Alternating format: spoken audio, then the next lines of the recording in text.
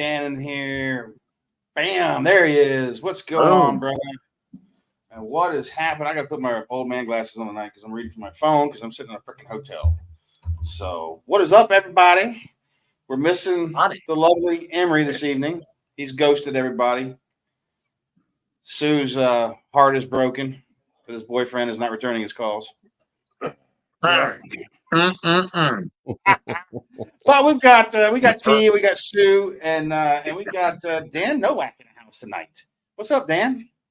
Just living the dream, unfortunately. I think I'm dreaming as opposed to living in the moment. I'm stuck in. I'm actually in Texas right now, but I'm stuck in Louisiana. My truck has decided to. I don't know yet what it's doing. They're pulling the cab off tomorrow to get to the engine to see where all that oil is coming from. So, hope for the best. Yeah. He's like, well, it's 18 hours, and I was like, oh my gosh. So that's what I got going on. But welcome to the show, Dan. I'm a little off kilter because I've had a rough week, so forgive me, man. but all good. Yeah, but let's give everybody a quick little introduction because I just recently took a ground rod class, which is kind of right up the alley of a lot of the stuff you do. And so let's give everybody a little bit of a quick resume on the things that you're doing currently and have been doing. Oh my God! So I get to talk first. Is that what you're saying? Yeah. I'm gonna put you on the spot here, man. I'm Fantastic. trying to get my camera sorted. It's still wonky. All right, I'll give you a cover for about 2 minutes. There you go. So I'm old. I got the white beard. Hair's kind of going away as time goes on, and but things started a long time ago as a ridiculous teenager with a mohawk and a skateboard breaking into stuff. Right? That's how all good things start through petty crime and like hobbies. So all good things start petty crime. Well, I say that now as a joke. When I was talking to a buddy, we used to do a lot of stuff together. He's still active and he's still active duty and he's doing stuff. And everything we did as teenagers now is a terror offense, right? Per DHS, you look at it, our hobbies and day-to-day stuff is something bad. And it's like it wasn't bad. It might have been. It was questionable, right? If you got caught doing it, police or security go, get out of here, go. Right now, it's a different response. So it's a much different response today. Harder, faster, life-ending, career-ending, which is I feel bad for everyone who comes up and wants to do any of the kind of stuff I'm involved in. So, cyber stuff, technology-based things, radio hacking, breaking into stuff, hiding things inside of other things. Right, that's all just been wrapped around the career that's almost 30 years old at this point, which also makes me kind of sad. It's like, oh, I've been doing this for way too long. I should have done something different. something way different, but it makes for an interesting life path. You get to work with cool characters, interesting folks, and it literally the problems are global. So if you're coherent enough, and there's been times in my career where I was coherent, right, that you get to do interesting things with interesting people in different parts of the world, helping solve weird ass problems, right? Yeah. And that's really the main thing. So got a cyber consultancy going on, but we do more than that. We deal with radios, technology, physical security stuff as it comes by, intelligence issues, building programs for organizations when they're trying to build an internal counter intel component for protecting their own intellectual property, stuff like that, right? So it goes from low level breaking and entering to interesting stuff, complicated stuff. So you do physical security stuff as well then, right? It blends in, right? Because there comes a point, right, when you look at a physical camera system, what does that tie into? A DVR. What's that tie into? Physical plant, cabling. That ties to power, that ties to infrastructure, that backhauls to the internet. Yep. Is that physical or digital? Where does it sit? Yeah. You're blurring the lines there too. So for sure. And what's interesting is people don't know the difference. They can't really navigate it. So in the end, we help clarify things for groups because when you talk to any, say, Fortune 1000 company, guess who runs the physical security? Any one of you three guys, take a guess. Oh, four. I see a man in the corner. Oh, who runs the security where? In any of these buildings? Security. Physical security for buildings. A guy who'd be like the main chief who tells people what to do. Their IT guy. My guess is their IT guy. 50-50 chance it's an IT dude or a bureau guy. Yeah. Oh, yeah. Guaranteed. Yeah. And that's interesting. I was going to say the guy with the minimum wage. Yeah. Well, hey, guys, real quick, if you have questions as we move through this tonight, put a hashtag Intel on your question, and those will get vacuumed off to the side, and we'll do a little Q&A with Dan as we get to the end of this. So that's an interesting mixed bag of goodies, man. Have you heard the reports coming out today? They're making a big deal out of anticipating massive cyber attacks from Iran against government facilities, agencies, whatever. Yeah, and that's just standard CISA language. CISA is an organization they deal with everything from cybercrap to disinformation, misinformation, which should scare the crap out of all of us and anyone paying attention. This is one. There's good people there. I know a handful of folk who I think you're smart. You really know your stuff. But then, what's the organization's mission? What's their purpose? A blanket statement that says Iran's going to go do this. Well, when weren't they doing it? It's kind of a duh statement that they said. Yeah. The Russians are coming. Yeah, pardon me. Yeah, no. Yeah, really? You don't say. The Chinese too, maybe. It's like, yeah, they're all coming. Yeah. So right now, with our current situation, so it sounds like CENTCOM canceled the Marine Corps ball this year. It sounds like I read some other things today too that a lot of people are being ushered into recruiting posts in the various branches right now. And with what's happening in Israel, we don't have Angery here tonight to get his update on things, but what would you see as the greatest threat to the average person out there who's looking at all these things and thinking that's the boogeyman at the moment? What would you say is the greatest threat to people, just average people right now around the world, as opposed to the things that are occurring? So this is the physical digital divide that I always talk about. There's this break, right? There's stuff that if your social media breaks down, if your cell phone doesn't work, people melt down, right? Then most people don't have an MCOM or emergency comms plan of any sort. They're not thinking that through. They don't understand what's my backup and what's the backup for the backup and grid's down. What do I talk about? How do I do stuff? I don't think that's our issue, right? I think really what we have to worry about is the information ecosystem that we're dealing with. We don't know what up from down. We don't know truth, right? You can't. So depending on your search engine defines what news and information you get. Like Baidu and another one of the CCP based groups, they started blocking anything related to Israel. It's just being rewritten. You can't find it. Mm-hmm. And that's not to say that's good or bad, but they're taking a stance in terms of what information we get. I mean, obviously, they're not going to be ingesting a crap ton of Palestinians. And I don't think they do so well in China, probably based on what we see them being done with the Uyghurs. So what are they doing? They're playing an information war game, right? A large scale one, which for anybody listening, it's worth a little bit of Googling, and it's changing and reshaping your perspective based upon the information you get, right? What you read, what you see will change what you think, which will change how you vote, your buying habits. That's World War III, right? That's the precursor to it. And that's what it's going to be running on, right? It's George Orwell stuff. It's Oceania, when in the eternal battle. And that's what we should be really concerned with. There's stuff that's tangible. Yeah, there's going to be bad hacking stuff. Yeah, that's all. I don't know. I could live without my phone, honestly. I could probably do really well. Oh, me too. I would be quite happy with it. All I need is just like a Garmin mounted to the dash of my truck. I'd be happy. Really I'll take the paper map even. I'm good. Yeah. I know how to read a map. I'm old. Yeah, I can read maps too. But I'm getting old, like you said, and I need to wear reading glasses. It's hard to drive when you wear those. It's also hard to read your text message while you're driving too. I've noticed. The eyes just shifted recently.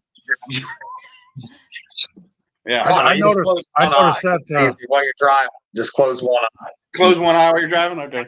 Yeah. Close one eye. You can see that text a lot easier. I noticed that when I was driving back from Seattle, that country bumpkin that I drove all the way up to Seattle for that funeral. We're coming back, and that guy couldn't use a Google's map. He didn't even know how to use his phone. And he said, I forgot my atlas. I need an atlas. I stopped in a half a dozen truck stops, and they don't sell atlases anymore. It was a small country town. I had dusted off some old books and found him an atlas. And I was like, and I kind of threw it at him, and I was like, you're so stupid. You don't have. And then I was like, 100 miles down the road, I was like, I'm jealous of you. You don't stay on the phone much at all. I wish I was like you, Mm-hmm. Still had an atlas, but he wouldn't give me back the atlas. He kept it. He kept it. Smart man. and it's probably not up to date, now either. If you found an atlas, it's certainly not up to date. Now, 1983 World Atlas, right there. Yeah, well, United States actually, Atlas. Gateaser is the word they use for those sectioned out map books these days, and you can still find those on Amazon. I just don't know what the print dates are on them. So yeah, I suggest buying the Truckers Atlas. That's those guys have to figure out how to get around big metropolitan areas and everything. So those Trucker Atlases are pretty nice. Dan, do you know there's a search engine out there that you can use, and I can't remember the name of it, and it's anything in DuckDuckGo or Start Page or no, this one is the one that'll let you select your bias. It'll give you left, right, or middle of the road bias. Like it'll let you select it. Like you can click it and tell you can do your search and say, give me left bias, give me right bias, give me no bias. Do you know which one I'm talking about? Unfortunately, I don't. Thankfully, I gotta find it already. I'm gonna post it because that's interesting that you could do a Google search or basically a search for something and tell it to apply the bias filter and it'll change the results. It changes everything. Do you know what it's being fed through? What is it using on the back end? I've got a bunch of notes on it from the class I took. I just haven't had time to sit down and digest those notes yet. I got a ream of stuff to go through because the class I took was called Ground Rod, and so it was about online privacy and anonymity. Using Tor browser and things like Session or Adamant and VPNs, all that stuff to try to keep some anonymity online. So. I mean, the question I always ask with any of those courses or anytime you're dealing with that material is who are you defending yourself from and what are the perceived threats and what are you trying to accomplish? Because in the end, you might break stuff you want and not really get the level of privacy you think you're actually getting. And a lot of organizations, I've seen it throughout every DOD, MOD, law enforcement organization, they say use this tool, use this thing. It's a prescribed can to process. And people forget that has a specific signature. It looks like something when you're using these specific tools, and that gets you put in a specific bucket. And just by using the tools, do you trust your VPN provider? Do you know who they are? What's their agenda? How they're making money somehow? Yep. And if you look at the way the businesses are structured, they're always out, and there's a handful of countries that are very friendly to shell companies. Some are off the coast of West Africa, others are in Central America. When the companies are there, you go, how are they making money? I'm not paying enough to cover the bandwidth charges these guys deal with. I don't get it. So what does that mean? It means we're the product. So how do you trust any of these organizations? How do you trust the tools? It's I don't want to say it's privacy's dead, but it's damn near dead. I mean, you can take all these extreme precautions. One slip up, you lose everything. I mean, you achieve nothing by a ton of effort, ton of labor. And then you got to question, what's the value proposition? Why? What are we trying to accomplish? Yeah, I mean, it's tough because we've taught these courses to gov, to civilians, and say, what are you trying to accomplish? And oftentimes they don't even really know. They don't have codify it. What do I want to get done? What am I trying to accomplish? And what am I willing to spend to get it? It comes down to a money game. What do you want to spend in order to achieve your privacy? And privacy is a luxury of the wealthy, in my opinion. Well, not only privacy, but convenience, to be secure or to remain private or retain your anonymity. It's inconvenient as hell. That means no Google ever. You can never touch Google. If your phone should never have Facebook or all these apps that everybody likes to use. God forbid you put TikTok on your phone because you can never get it off. Even if you uninstall it, all that shit's still there and it's going to Chinese servers. And they're just farming your data is all they're doing. But what do you think about the blockchain based messaging platforms like Session, Adamant, those kind of things? We have to remember what the purpose of a blockchain was. Not anonymity, not privacy. No. It's essentially based on an open ledger technology, which goes back to the 90s. There's something, if anybody gets really, really bored, you saw something called Loom, which was like an open ledger, a banking technology. It's meant to be an open database for things to query and look at. There are systems that are designed for privacy. There are some. I don't know what you get by achieving it. I mean, that's the thing. I don't really get it. I get it from a nerd perspective, but from an operational perspective, all you're doing is leaving a trail of rabbit crumbs everywhere you go. Yeah. And I don't get what's the value? What are we trying to accomplish? What do we pay to do it? The cost doesn't really jive, and I don't know the use case for it.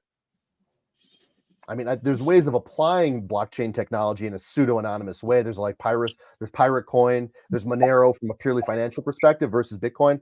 Are you guys anybody here into cryptos and you guys play with them at all? Yeah, I do. A little bit. Yeah. I see fingers Bitcoin and Monero, love them both. right? And the two different things. Yep. Bitcoin, 100% Right. transparent. It's never been anonymous. Yep. Wasn't designed to be anonymous, and everyone forgets Yeah. it. And then there's Monero, And, which is. and I came across it and kind of like, I know this is like, I don't know, it's a bit, off the cuff, but, and maybe strictly anecdotal because I'm not a tech guy and I don't understand this stuff. And some of it kind of freaks me the hell out. But I had a friend of mine who turned me on through Tor, some of the, we'll say, onion-based markets. Okay. So these onion-based global markets, okay, where you can buy certain products and things like that on a global fashion. I paid attention to it. I looked at it from an outsider. Like I just kind of looked at it and was like, okay, so what are they doing and what are they using to make transactions? Well, it started out with Bitcoin. Then some of them in the markets brought in Ethereum, but then they all shifted to Monero. So it's kind of like, all right, it's kind of a thing that you're never going to hear in like a business article or a finance article or whatever. But if you pay attention to these markets, right, what are they using? So, and I look at it from somebody who is, I'm not a tech guy. I'm just trying to emulate what smarter guys and folks who know that level of technology way better than I understand. Well, I'm going to mimic it because that's the best thing that I can approximate, So Monero was one of those where it made sense to me, and that's why I bought it. Because it seems to be a currency that's out there that's utilized in, I'm trying to say this in it's an anonymous coin. Monero is a more anonymous coin and a utility coin. It's not like there were markets out there that kind of wanted to have a little bit of privacy around what they were selling and who they were selling to. That seemed to be the go-to.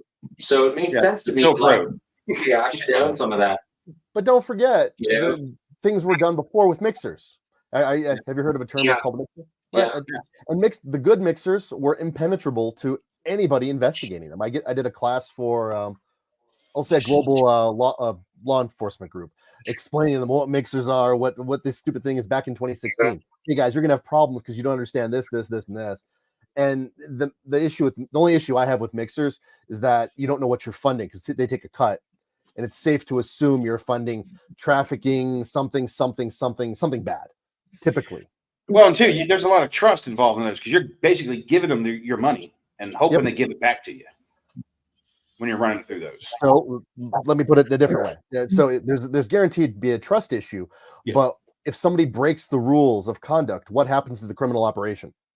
Oh yeah, it collapses. They'll eat their own down overnight, right? Yeah. Dope dealers start slinging bad dope. Guess what? They're out of business. They're probably going to get killed.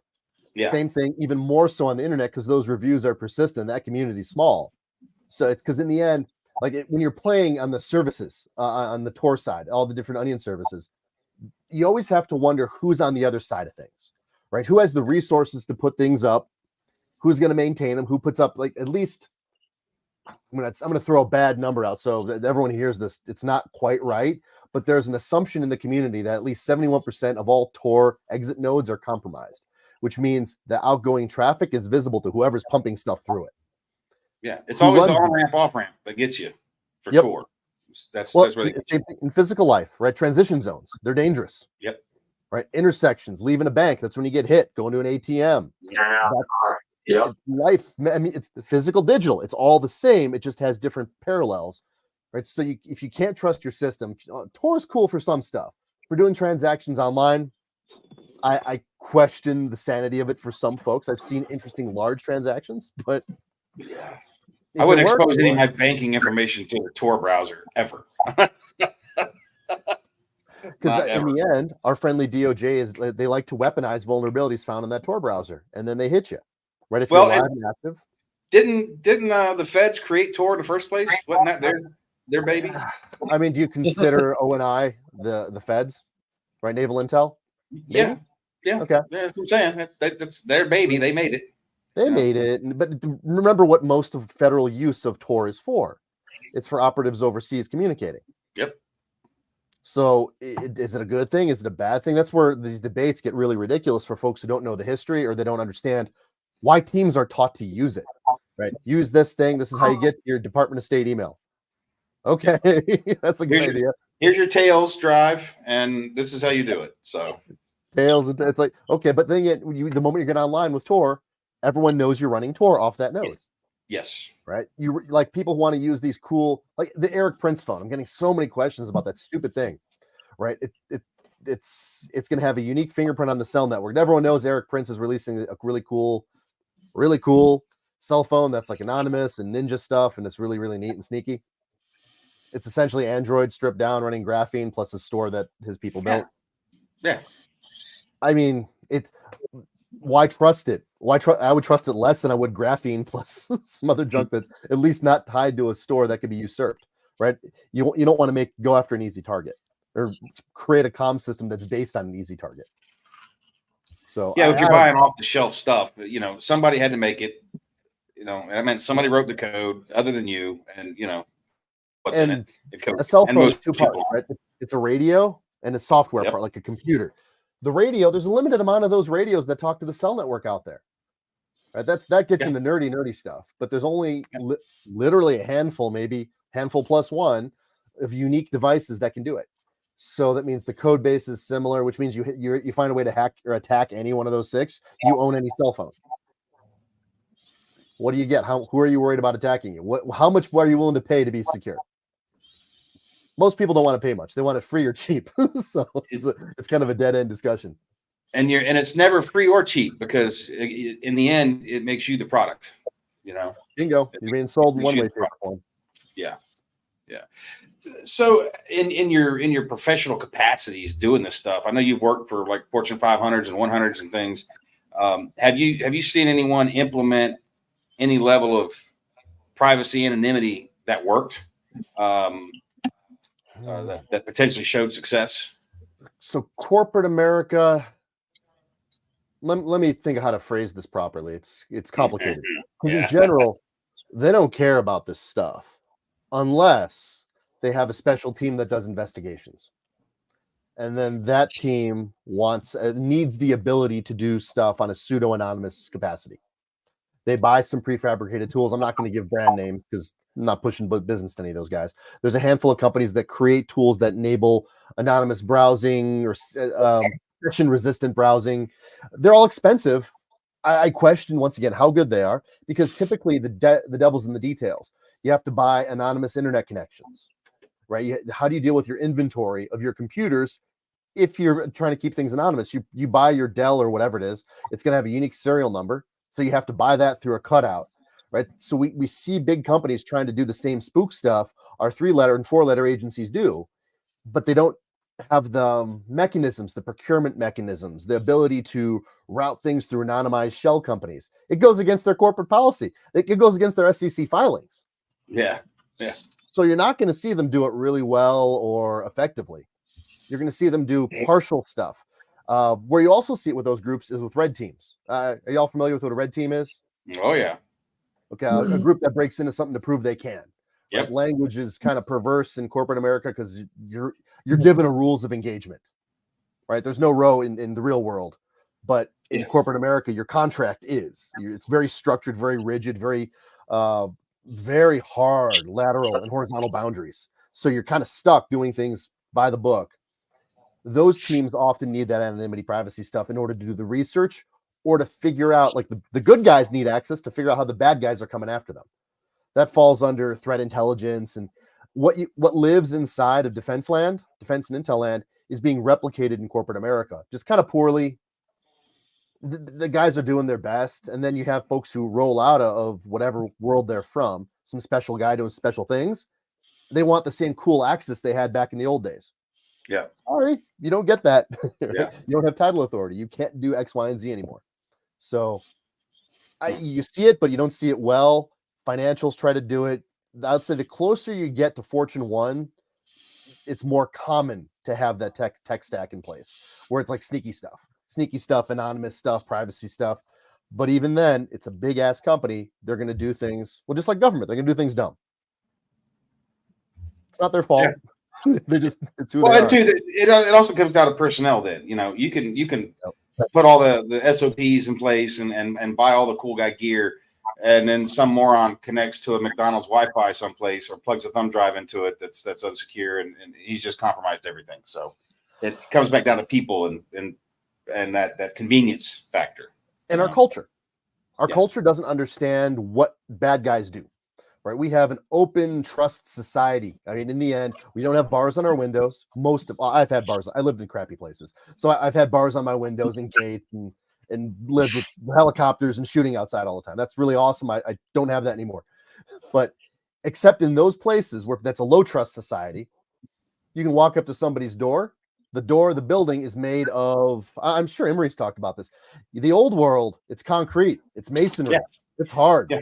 Here, it's framing and it's like balsa wood frame, vinyl siding on the outside and drywall on the inside. You know, a BB gun will shoot through it. Exactly, easy to break in. So, and the whole point of that is, as a culture, we don't get what bad guys do. We don't get what hard cultures do. People from hard parts of the world where they have to steal to live, they have to steal to eat. Right? I think of the Eastern Bloc. The people who popped out of there in the 80s and 90s were hard as nails. You know why? They had no food, they had nothing. The only way they lived is if they figured out how to take it. And that's the difference between us as a society. We're kind of soft. We don't get social engineering. You're not going to con people in certain parts of the world. They're being conned all the time. They don't buy it. Here, like ransomware attacks. Did you guys see it was Caesars getting hit embarrassingly bad with ransomware? Embarrassingly. Yep. It's a culture issue because we also don't investigate who we hire, right? If you look at the way we even do background checks on people for, I'll say from everything from clearances to work backgrounds, social media is kind of an afterthought. It's looked at a little bit. It's becoming more common, but it's not done persistently, right? It's done one time, one kill, then maybe in 7 years later, right? In a corporate America, it'd be done once and that's it, one and done. And that needs to be run persistently in order to understand insiders, to see what people's where their lives have changed. Or do they have financial issues? Is there some leverage over them? And that's a culture thing. We just don't do it. So how do you stop insiders from doing stuff? In our world, you don't. Yeah. Right. You just don't. And that creates just a litany of issues. And to your point, we have so much insider issue inside of our culture and inside of big tech, inside of big firms. Our society doesn't even know how to deal with it. We ignore it. We just assume it's cool and move on. Yep. And we make so much money and we have such a good standard of life, it doesn't matter. And is that a tech problem or is that just a sociological issue? That's society in my book. I want to get this out because I forgot it and I advanced my note. I just remembered it. Let's explain the giveaway you want to do, and we'll get these guys entering in for the giveaway. Oh, heck yeah. Yeah, because you want to give them a 90-minute personalized session, right? This is a direct with you, one-on-one kind of a thing. Yeah, I might bring in one of my guys too, just for fun. But so it's usually like 35, 45 minutes of talking, walking through life and scenarios, travel, home, get a person's perspective on what they think security is. And then but then we spend time actually saying, here we recommend X, Y, and Z. And assuming there's time in that window, well, you can show them how to do it. Here, you can use these tools, you can download this, just how to tighten up your world a little bit. Because if you make advertising theft harder for the big guys, I think that's a good thing. Right? If you make, who's the enemy, right? You just look around. That is the enemy. It's everybody. It's the carriers. That's the telecom. It's the big tech providers. It's your cell phone provider. It doesn't matter if it's Apple or Google or whatever. I mean, there's only a handful of other operating systems that run on phones. But we'll talk about that in we'll talk about that in context of what the world is, and specifically if they travel. This would be someone who'd want that because it makes a difference when you go to different countries, different cities. And what types of problems will follow you depending how you travel, right? Google Fi, the coolest thing on the planet, if you think about it. It's a cell phone that works more or less everywhere. What are the pros? What are the cons? And nobody ever thinks those through. Right. I'm trying to see. Rusk, if you can hear me, is that set up so we can get the hashtag to those guys to enter into this real quick? One of the things that everybody's super always curious about, and you other two can jump in anytime here if you want to. You've got questions on this. Is the worst case scenario kind of grid down life and how do they communicate and how do they do things? And I know you're a radio guy. There we go. So hashtag Intel and your questions, guys, will enter you into the giveaway as well. So do that. And we'll get to some questions with Dan here towards the end, but put that hashtag Intel in there to be entered for the giveaway of Dan's precious time here, which that's pretty cool that you're going to give him a solid hour and a half like that. You can't achieve much less. time is the most valuable asset on the planet. So, with that thought in mind of people's biggest concerns are grid down or the cell phone networks get hacked and how can we communicate? It goes back to having that emergency communications plan, which most people don't have or don't know how to have or what to use for it. Obviously, ham radio is a good asset in that regard because it can't be turned off. It can't really be hacked. It can be jammed, but that's a different story entirely. So, and you got to wonder, are you worth the effort the feds are going to take to try to jam you? Are you that big of a target? So I think the issue is more large scale, like bulk collection was the term when what the stuff Snowden released. It was all just bulk collection. It's not targeting specific. Well, there was a little bit of that too, targeting specific individuals, but it was how things are done at scale. So you can black out regions in terms of ham radio stuff. There's ways around it, but you need to be just an advanced operator, typically with advanced gear. Right? You need to know, in terms of ham speak for the hams out there, that you're going to be either you probably have to be an extra class just to leverage the different bands and assume all the world's going to hell. I don't care. I'm going to do what I want. You still need to practice and know how to do it. It's not easy, right? Antenna configuration is a thing, right? I love radio. Well, it's called antenna theory for a reason. there's usually tobacco smoke and chicken blood involved. It's like voodoo, That's what I tell people with ham radio. And you're absolutely right. Like my wife just got her tech license, Big round of applause for Mel. She got her license at our last event. And she's going to be getting on the radio. But it's like those people that, in my opinion, that buy that seed vault off of Amazon, that number 10 can packed full of all those envelopes of seeds, and they stick it in their closet because they think that when the world ends, that on game day, they're going to become farmers and feed their families. Yeah. But it's the same theory with ham radio that I'm going to have them and I'll figure out how to use them when I need them. No, you're not going to figure it out. No, it's ironic. People who should know better are the same ones who say that stupid shit. It's just like they really. I have friends who they come from a background where they've done covert comms overseas. You need to know how your gear works, all of it, right? If you put up a hasty antenna covert, like just a wire across the roof, you need to understand the propagation, which means you need to have done it once, twice, maybe God help you 3 times, right? Yep, absolutely, yeah, or more than that, really. They can talk across the country. It's like, guys, no, it doesn't work that way.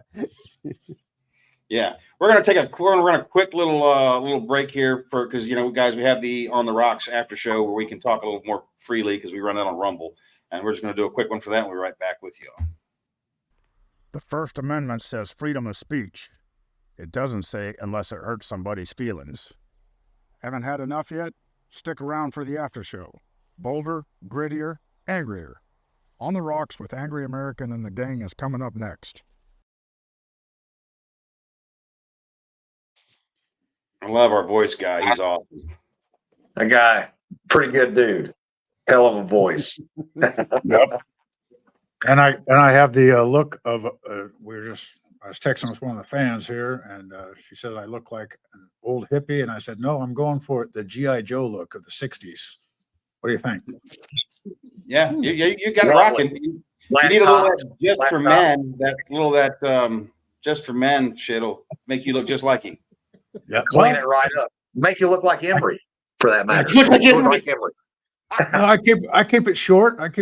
And I have the trigger finger for Barbie, because Ken's at a war protest or something. So we actually had someone comment earlier that said that there was too many beards.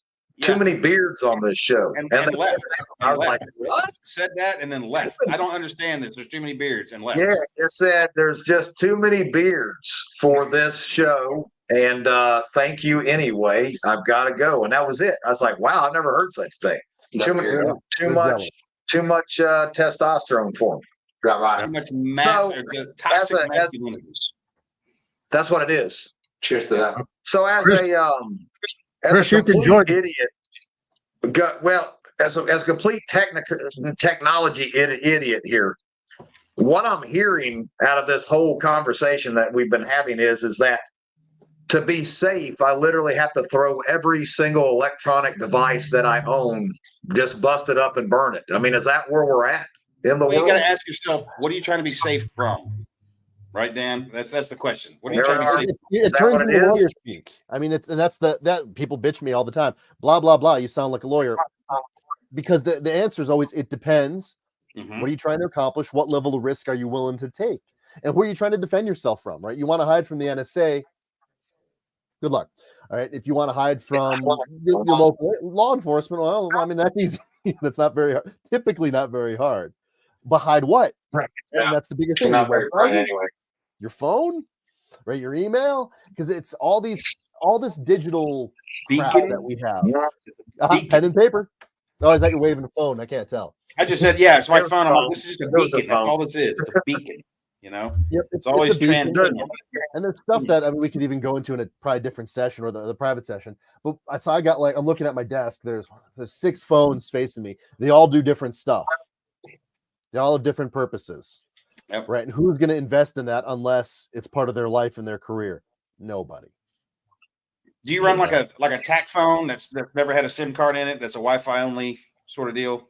I've done that stuff when traveling overseas. It's of questionable value, but it works for certain purposes. But remember, when you travel like a ghost and you become a ghost, ghosts still leave shadows in the digital world. So now all of a sudden, whoever's looking knows, here's a ghost. Here's Sneaky Man. What's Sneaky Man doing? Right? Because in the end, you still need to connect to something. Even if it's a portable hotspot or a satellite hotspot or something, that generates a signature. Mm-hmm. So in the perfect world, everything's wired, no wireless. And somewhere, something is going to, it hits wireless. Guaranteed. Yeah. I'll make a blanket statement. Everything that has wireless gear beacons and says hello at some point, even if it's turned off. Gotcha.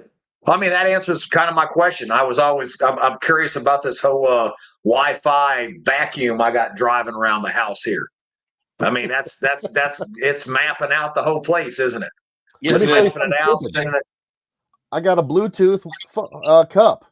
When I'm on long phone calls and whatnot, it keeps things warm. It ties to my phone. You think this stupid thing generates some information that goes over Bluetooth over the internet connection to whoever made this? It's got a MAC address. It's got a MAC address. If it's a transmitter, it's got a MAC address. So it's unique. It's its own thing. Now you can spoof MAC addresses, which means you can create fake ones. There's ways around all this stuff, but it's not for the average dude, right? The average family can't do it. Your kids bring a device home from school. Okay, I got this stupid thing. I got to put it on the network. I have friends who were secret squirrels. They did secret stuff, ninja stuff, right? But then they deal with real life. And guess what? The first thing they have to do, just like in the field, when your crypto breaks, what do? Go clear. You have to open up everything and just make stuff work, because otherwise, the kids can't get their schoolwork done. I can't be a secret squirrel at home. Yep. It's hard. And it's a hard discussion because you have to wrap your head around principles, not tactics. Something just went off over here. Sorry about that, guys. So you have to think about what the big picture is, what you're trying to accomplish, and what does it look like, and then tie it back to a tactic that makes sense, right? So, and all we know are tactics, right? Tools, how to do some stuff, how to run this, how to run that, what, the where, the why, and if you can build your own, right? Which the real sneaky squirrels, that's what they do, or they try to blend in using other people's tools so they look like everybody else. Yeah. And that's kind of what we're left with. You have to poison what you give out to the world versus trying to be anonymous. That's why I always laugh at the gray man idea. It's like, oh, good luck. Anybody who knows what a guy carrying a gun looks like can see the bulge, can see the gate change, can see the bag. Digital world, the exact same. When you know what you're looking at, it's like looking at the Matrix. If everyone remembers that movie, Shimmering in the 90s, when Neo's looking at the green screen. Yep. It's that clear. Let's shift gears a little bit to the and talk about that pro-Palestine protest, because there's some most people I don't think are aware of that, and I just want to get into that a little bit about the level of organization that went into that. I think a lot of people in the country don't understand the domestic threats that we face that are not from our government, guys, that are from outside, and how organized people are and well funded. The left is extremely well organized and extremely well funded. And I wish I could put this graphic up on the screen. Let me see here. Maybe I can. But is that one you sent in to Dan? I shared it because I thought it'd be an interesting discussion point for operator guy here to my right, the guy with the GI Joe haircut, because we have to look at it from not just we'll look at it from a physical perspective, but then I want to toss some digital into it to explain what they're collecting, and collecting means what are they capturing from the target group that they're surrounding. Right? There's a story wrapped around that. Maybe we cover it now or later, but it's we can talk about it right now. That's I kind of wanted to shift gears into that. I'm gonna see if I put up screens there and tell what the hell we're talking about. Let me see here. Give me just a second. Should have had this did already, but today's been a rough day. Hang on. Sue, did you see that photo, that graphic that's at the bottom of the notes on that thing in the show notes today? I can try to find it. Hold on. Nice. What the hell's going on here? While you guys dig for it, let me kind of describe what it is. So I got it. I found it. I'll have it here in a minute. Go ahead, though. So there was a protest in Minnesota, and long story short, Minnesota defended the police post 2020. A lot of the interesting fiery but peaceful protests happened there. And they've had a very clear progressive leftist movement for a long time. And when I say that, it's like Black Bloc, Antifa, BLM kind of fused together. And somehow the left is fusing with some form of Islamist viewpoint, which also doesn't make sense because the two are mutually exclusive. They don't get along. But anyway, they're all working together. And here we are 3 years later, and we have a pro-Hamas, pro-Palestine, but it's more pro-Hamas type thing occurring. And what they do is they create roadblocks, but they do it in an efficient manner. It looks like very well-trained irregulars, or let's just say a competent team putting together northern and southern roadblocks, multiple layers of roadblocks. They have their own QRFs on ATVs moving up and down to deal with people who break through it. And then they actually have their own aerial assets. So they actually have a drone watching what's going on to do command control to the team on the ground. And when you put that in perspective of what any, say, local prep or community preparedness group has, do we have anything like that? Typically not, right? They're well funded. They have good gear. They have the ability to move fast, right? That literally we're talking of some hybrid of third and fifth gen warfare, right? They're manipulating the media, they're manipulating the physical space, and they're controlling the digital domain, right? Because they're controlling the narrative of what's going on. Yeah. And what's beautiful about that picture, before I drop and shut up and say, hey, please, Sue, take over. The videos that were done after describing the situation done by the pro-Palestine people were genius. No, they didn't. They just made everyone involved look stupid except from them, and it was all very reasonable, very clean. They shaved the guy, made him look coherent, and the whole stack of information is it's hard to fight. I'll just say that. So with that, I'm shutting up, and Sue, take a look. I'll have this up here in just a second. I'm loading it right now. It's just not cooperating with me. But the level of sophistication that was involved in this thing was impressive. Where'd it go? That's why I wanted to show it, talk about it, because I think this is the kind of thing that a lot of folks are scared of. Where the hell is it? And rightfully so. How do you defend it? But they don't understand, is what I'm getting at. Is they should be scared of it, but they don't understand it. Here we go. If you don't get the threat, it doesn't even look like a threat. That makes perfect sense. So there's the image. So this is the roadblock. And Sue, you can probably take a look at that. Let me see if I can. It'll zoom in a little bit. I'm going to adjust it some so you guys can see what's happening here. So there we go. You've got this protest. They've got their own vehicles blocking the road. They've got, like he said, their QRF basically moving up and down on ATVs. So they have their own vehicles pre-blocking the end of the avenue to control the battle space and prevent outside interference or escape of enemies. This is clear from the captured drone audio. He can only turn around. So they had, like he said, they had aerial assets as well. Oh, where'd it go? There it is. And 3 ATVs and a motorcycle. In this view alone are the rioters' mobile rapid reaction force to respond to outside interference or to prevent people from escaping what is essentially a cauldron right there, by what they're doing. So, Sue, what would be your suggestions if you're one of these people sitting up here in this corner at this intersection trying to get out? What would be your recommendation? And two, potentially, we don't know what they're being funneled into either way here, because you can only go left or right or do a U-turn and get out of there. But what would be your suggestion on something like that, Sue? We're on YouTube, right? So, okay. Yeah. Okay. You know, We'll get your real answer. I don't know if anybody found this out, but when I first saw this, the annotations in the notes said that the gentleman in the white car that they were chasing down was an elderly guy. So, also too, they're picking the low-hanging fruit or the easy targets to manipulate. Which again, I don't know, to me, whether that is unconscious competence or it's a tactic that's intentional to garner, I don't know, more of a sensational response, right? Because, I look at it this way, just like Sue said, we're on YouTube, right? Yeah, we I'm are. going to tell you right now, the neighborhood that I grew up in, that shit ain't going on. Okay? It's just not happening. All right. People are going to get their heads cracked in and cars are going to be lumped up, and it's just not going to go well for the people that are doing that stuff. So that's why I never leave the house without a sidearm. Never. And Yeah. Can I chime in for a sec too? I feel more nervous in my own country, 10, 15 years after being in a big city like Baghdad. I feel more nervous going into Asheville, North Carolina than I did ever going into Roger Baghdad. that, brother. Roger that. Agreed. I don't leave the house without a rifle. Yep. I just don't. Yep. And Yeah. I wish the UN imposed it, and after the fall of the Ba'athist regime, but I wish we had that same rule here where everybody has to have an AK-47 in your house and 3 magazines for self-protection for your families. Yeah.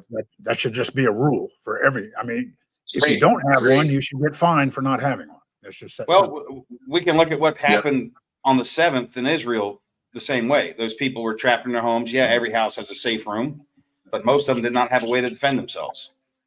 But to Dan's point, from my understanding, to Dan's point, you can see the organization that's used in the vehicles blocking, the ATVs, everything. That's planned, that's coordinated. They set a date, right? And I almost challenge some of these guys that spend all their time looking at these videos. Why don't you start using facial recognition software and see how many of these people who were protesting for this, that, or the other are now protesting for Hamas. They're the same people. Mm-hmm. They are the same people. They are paid protesters. Yep. They get a paycheck for doing this kind of thing. Indeed. I saw that in Philadelphia too. It was one of those things that was a bit of an eye opener for me. During the George Floyd riots in Philadelphia, we were providing a little bit of help to a friend whose bar was being ransacked and smashed in with concrete planters. When we arrived there, we were able to, shoot them off with a little bit of, let's say, amplified motivation. Okay, they broke contact pretty quickly when we showed up. Right. And but what I noticed was there were maybe guys that might look like they run a coffee shop in Portland, Oregon, going around paying some of the young kids from the Philadelphia neighborhoods and pointing out targets for them. That store, that business, this place, and paying them on the spot to go do damage. So, it was one of those things I was like, man, this is coordinated at a different level. This is not just, folks reacting in a knee-jerk way to prove some social justice point. It's a bit deeper than that. It really is. And it was a real eye-opener for me because I didn't know that. I didn't just as an average Joe, just trying to, help the community out. I looked at that and I was like, man, was the whole thing orchestrated? You know? Yeah, it was. And all the damage and the violence, and the people that actually had some real, bodily harm, was it something that was coordinated at a higher level? And it seemed that way too, and I totally agree.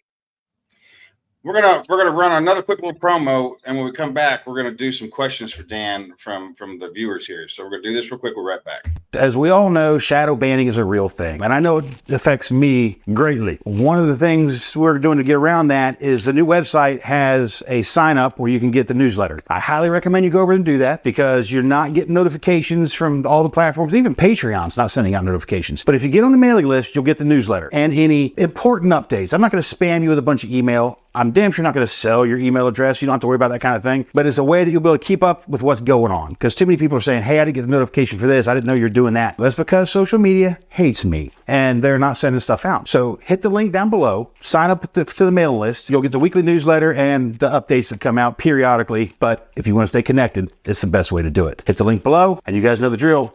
Be good or be good at it. I just want to hit some of these comments before we jump over to the after show because there's some good ones in there.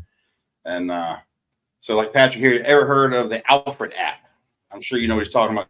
It allows you to hook up a bunch of old cell phones together with Wi-Fi to make a mesh network, essentially. Yep. That's what that's basically doing, is mesh network. What's your opinion on mesh networks? I got my own, but what's your opinion on them? For what's the purpose? That's the big question. What are you trying to get done? Right? All the Patriot movement, they want to use Meshtastic. It's like, okay, guys, use gear that works, that doesn't blow up when the sun hits it. And so mesh networks are cool. They're interesting. They have a place. I believe decentralization of everything. That's the future, 100%. Decentralized tech, decentralized communication, and mesh is a part of that. That's a big conversation. Yeah, but it's much like Alfred have a place. I mean, maybe in a hotel when traveling, but even then, you light up that infrastructure. I mean, what are you trying to, once again, who are you protecting yourself from? Are they capable of detecting your countermeasures? If so, consider different countermeasures. Yeah. And the next one here, just Patrick's asking about a Flipper Zero. Patrick, I would tell you to go to the website and click brush beater down there and go to the store and look at a porta pack, not a flipper. If you're going to spend some money, go buy a porta pack if you want to play with hacker tools. Would you say so? A porta pack over a Flipper Zero, Dan? It depends what you're trying to do. A porta pack can't clone NFC. No, but your cell phone can. Yeah, you can, but it doesn't do everything well. Encrypted stuff. The flipper is a toy that teaches you concepts, and that's pretty cool. And the porta pack teaches you about spectrum, which is also pretty cool, right? If you want to like clone IDs to get into buildings, you buy a Proxmark V4 with the Iceman pack. That's the proper tool. Yeah. A flipper is just going to get you flagged through TSA or whatever country you're going through, and they're going to take it from you. Because I wouldn't try to travel with a flipper on you or a porta, but definitely not a porta pack and an SDR. Yep.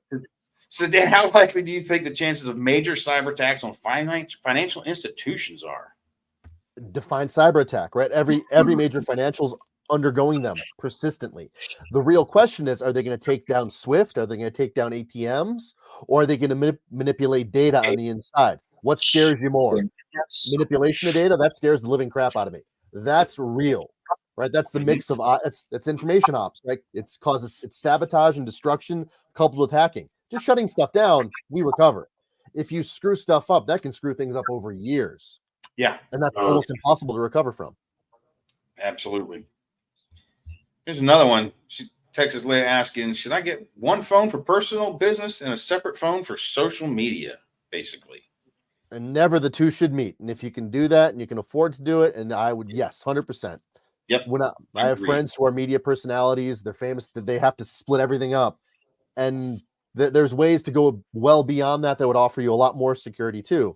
Because in the end, the social media company needs to know what street corner you're on. It's none of their damn business, but that's what their app collects on your phone. Yep. Amongst other things. It collects everything. And never the two should meet is the hard part. You're like, those two phones should never be on you even at the same time. Otherwise, speaking from experience, you'll never send a shirtless photo to your boss. I mean, unless you think he's cute. Oh yeah. Here's an interesting one. How do you think the combination use of How do you think the combination use of AI and quantum computing by the government will change how the internet will be used, essentially? Or I guess maybe how will it change the internet environment might be a better question. As it stands, most of what we read, most content produced is going to be AI generated. Yep. Government's going to do the same. Now, we all know government is retarded. They're a little confused. They're slow. What's not slow? Private sector. They might be a little confused in their own way, but they're moving faster. So little brother is much scarier than big brother from that perspective. In terms of breaking crypto, in the end, government doesn't need to break crypto. They just need to know which two endpoints are talking, right? They can retain your data ad infinitum forever, break your crypto 20 years from now. And that's really the risk with quantum. Quantum will make real-time decryption of Tor, real-time decryption of VPNs. Even if you're old like me, PGP, email encryption stuff, all of it is easy to do. Same with Signal, right? If you retain it long enough, that they all they need to do is capture and keep, and have it over time. So on the Signal end, let's get real clear on a couple things too. Everybody's like talking about breaking encryption, and companies like Signal and this other crap. None of that matters if the company, the service that you're using, that company resides in a Five Eyes nation, and Five Eyes is the United States, Canada, Britain, Australia, New Zealand. If it resides in any one of those countries, it's just a matter of them sharing information back and forth. They show up with a warrant to that company and say, we need the information from this username or this phone number or this whatever. They're going to get it. They don't need to break encryption. It'll be handed to them. And so that's a big deal. People, I think they understand that, And there was another question in here. I don't know. I'm just leading into this one off of this. That question was for average person, iPhone or Android. For me, I'm going to say Android because Apple, Google, Facebook, these companies, like Dan said earlier, our biggest threats aren't our government. It's actually the corporations that are collecting the data on us actively, and they're utilizing it and manipulating it. So I would never have an iPhone ever in my life. I never have, and I never will. I made my wife get rid of her iPhone. So the camera is really good. The software, very good. The software ecosystem, really good. Security, really good. But you're not safe from Apple. That's the problem. And security isn't awesome when you think about forensics, being able to extract data from it. It depends, once again, who your threat is.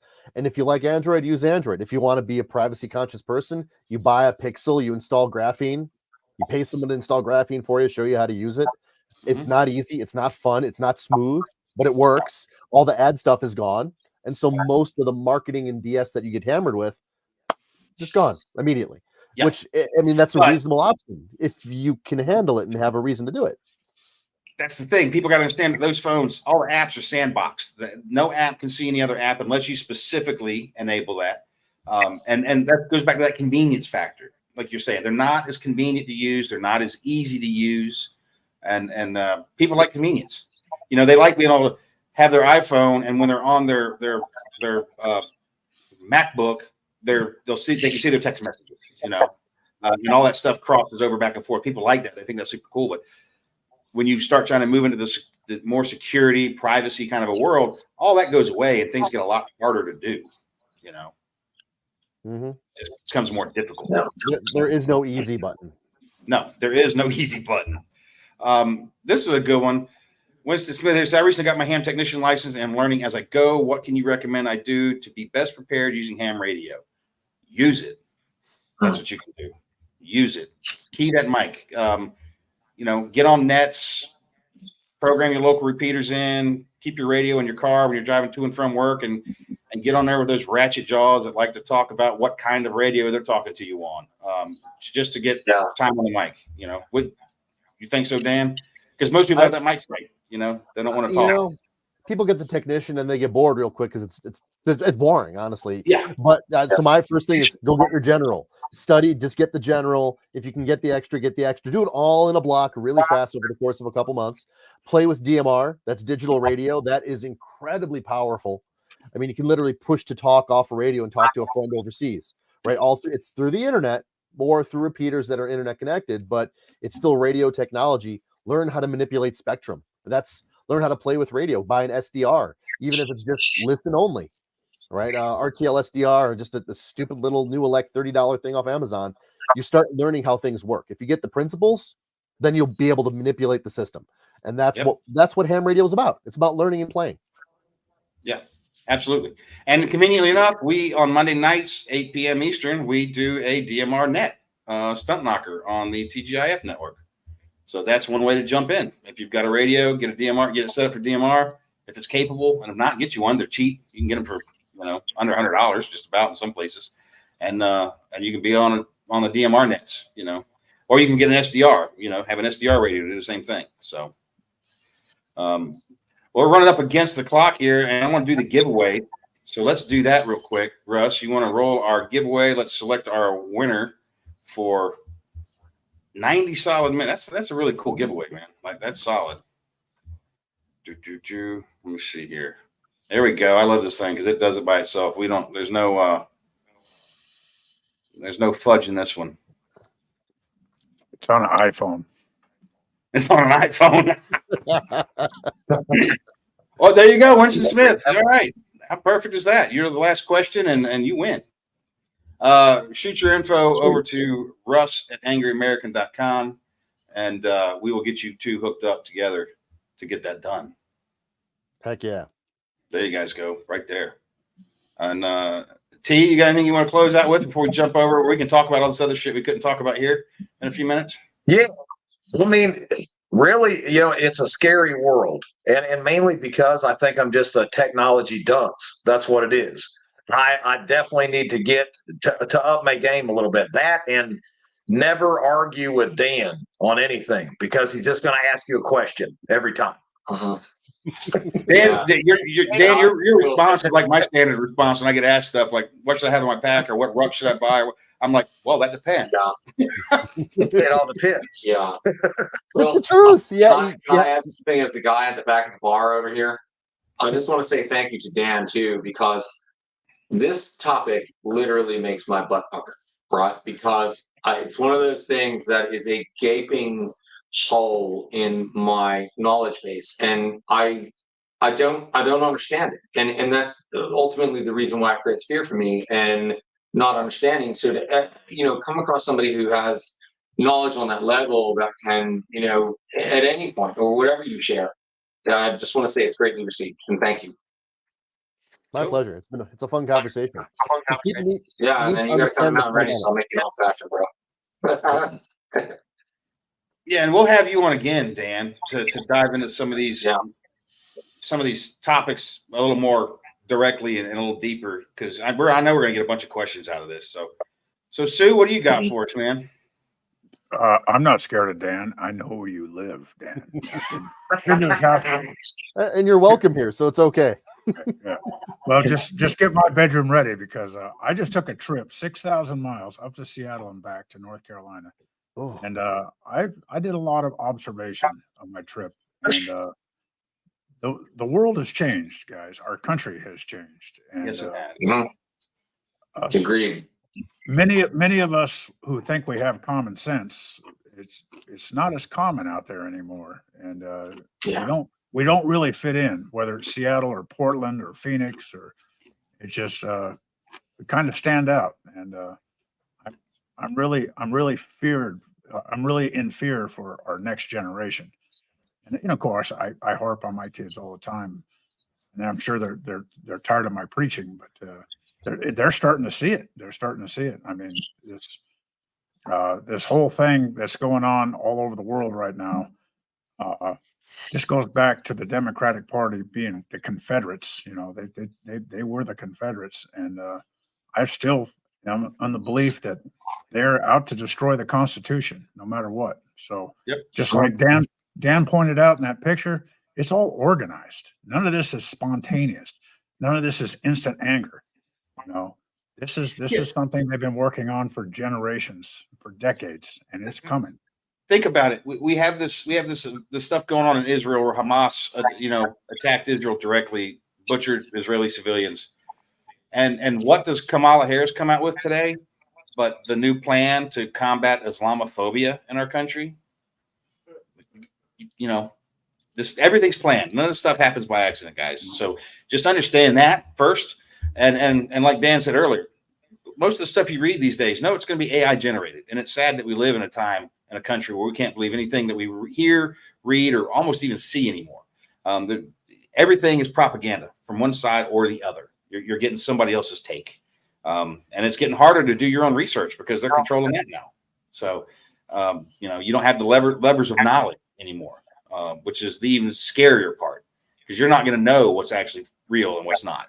And trying to make decisions based off of that's going to be tough. So, and eventually we're going to question our own judgment and our own understanding because we're going to be inundated by so much crap. Yeah. That's the next phase. And what that does, that the human brain, you shut down, you stop thinking. You go up, F it. I don't want to think about this. I'm done. I gotta pay bills and feed my family. Yep. Yeah. That's it. Yeah. It's just like the experiment that was done with the dogs on the they had an electrified floor, and the dog would walk around, and in the beginning of the experiment, every once in a while, perimeter, the dog would get shocked. So it would shy away from that section. And then it was just getting routinely shock. The dog just laid down and took the shocks, didn't do anything. It went straight to a docile, submissive perspective, and it just took all the giving up. It's called giving up. Yeah. That's because that's what it leads you to do. So you guys know the drill. Jump over to Rumble. We'll do the after show. We'll be over there in just a few minutes. And appreciate everybody being here. Dan, thanks so much for coming on. And like I said, I do want to have you on again to drill down in a couple of these things a little deeper. Yeah. And Dan, you are you in North Carolina? Unfortunately not. I live out west. Oh shit. All right. I thought it was like how vague that is. You're ever Mountain Readiness. You have a meal on me at the next Mountain Readiness. Heck yeah. I also like how there's virtually, well, I'll say I couldn't find any photos of you online anywhere. Well done, sir. Well done. Very well played. Well, let me get my camera out here. Let me take a picture of this guy. Yeah, right. Yeah. On my iPhone. That's not Dan. That's really Dan. That's not Dan. Yeah. These iPhones are great. These iPhones, the camera on these is great. All right, guys, we'll catch you on the after show.